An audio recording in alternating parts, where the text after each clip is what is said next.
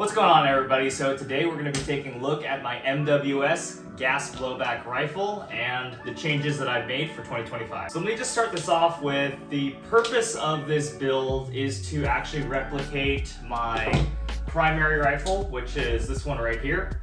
This is a 13.9 pinned and welded AR-15, and so as you can see, fairly similar. Some minor differences there, but the idea and kind of the thought process behind this build is to create something that would be a training replica for use on force training. So first we'll make sure weapon's clear, no BBs in the chamber, hammer down. So taking a look at the rifle, going from the top to the bottom here, on the front here, this is a Howe Warden Surefire clone. It clips on to one of their muzzle devices. On the left side of the weapon here, we have a Surefire dual fuel turbo. Specifically, really like these weapon lights because of the candela. I'm able to actually just shine the light on target and keep them behind cover, which is really important, especially for the gas blowback guns. Just don't have the same amount of ammo as like an AEG. So if you can save a couple of shots, keep the enemy behind cover, this helps really control the fight as well. And just overall, definitely recommend one of these if you can get your hands on one. As a secondary muzzle device, I also have a Angry Gun RC2 tracer unit, and so this can just be replaced with the Warden, depending on whether or not I want to run tracers. Up top here, we have just a PEC clone. This does have IR capability, so just needed something for night vision use that was still eye safe. This is going to get replaced with a SMS laser HFXC. This is kind of more of a placeholder for right now for what laser aiming module will be on top moving forward. Come back here, I really do enjoy the Axon style switches. I just think they're fairly intuitive. With the laser on the bottom and then the white light up top. On this one, I do have the sync model, so it is going to fire the white light and the laser at the same time, or if you want to just fire the laser independently. But so far, so good. Have really enjoyed this. The rail system we have on here is another Howe product.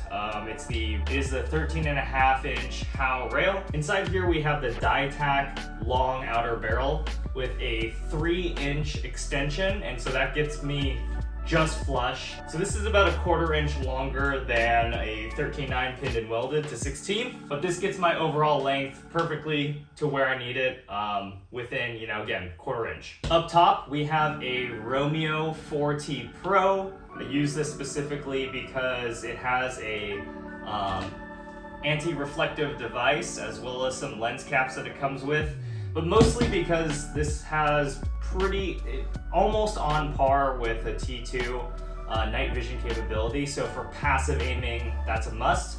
And so put this on top of the MWS. Below here we have a Spur RDF 225 clone, and basically it was just testing this kind of idea out. I think I'm going to stick with the Unity and probably like a skiff mount. The idea for this piece of rail right here is to mount a thermal at some point.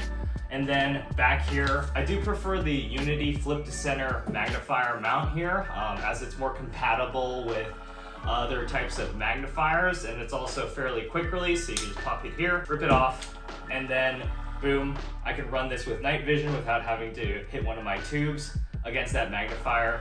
Magnifiers aren't necessarily super useful in airsoft specifically.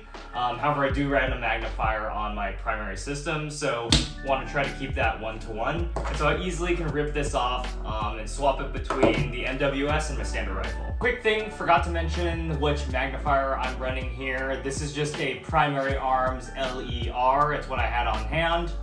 Worked with the 30mm Unity clone that I have here. And still evaluating the other magnifiers that might be out there, figuring out which one I might want to purchase. But so far, been pretty happy with the LER.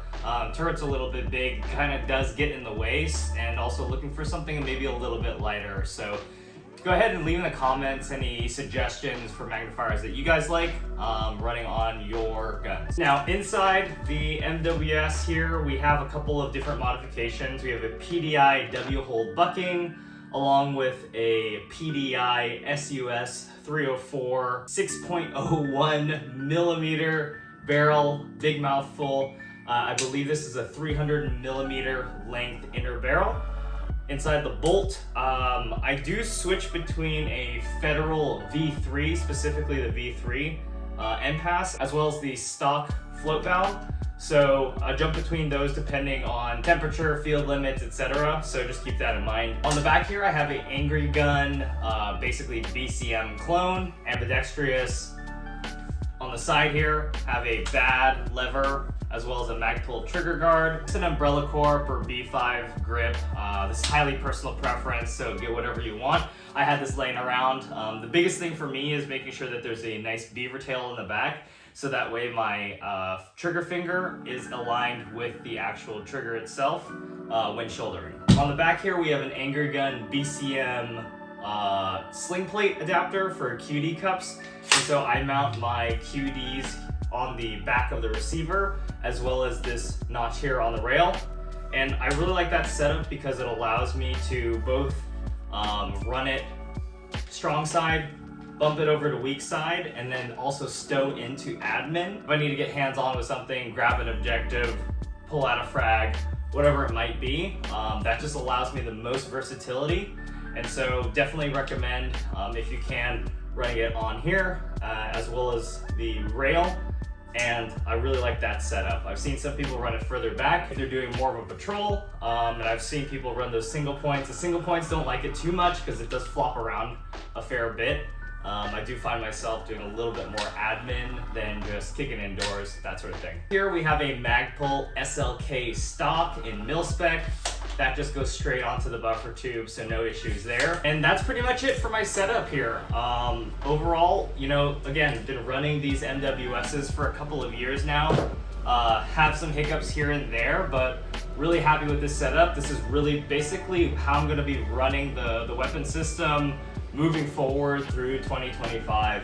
Again, the idea here is just to make a one-to-one training aid with what I currently have, currently run in the real steel. Just allow me to get good reps in, because obviously, look, it's fun to shoot paper, it's fun to put holes in cardboard, ping steel, all that stuff, but you get a lot from the two-way range. So trying to bring as much of that as possible to airsoft, just to get good reps and continue to build out skill sets. So appreciate you guys watching. If this was helpful, feel free to give the video a like, consider subscribing. I am also gonna be going over my kit setup for 2025 as well. Just waiting on a couple pieces to arrive to finish that out, but then we'll be going through, showing some of the setup changes that I'm gonna be making. I have a lot of MilSim events planned for 2025, so the setup's gonna be really tailored around that.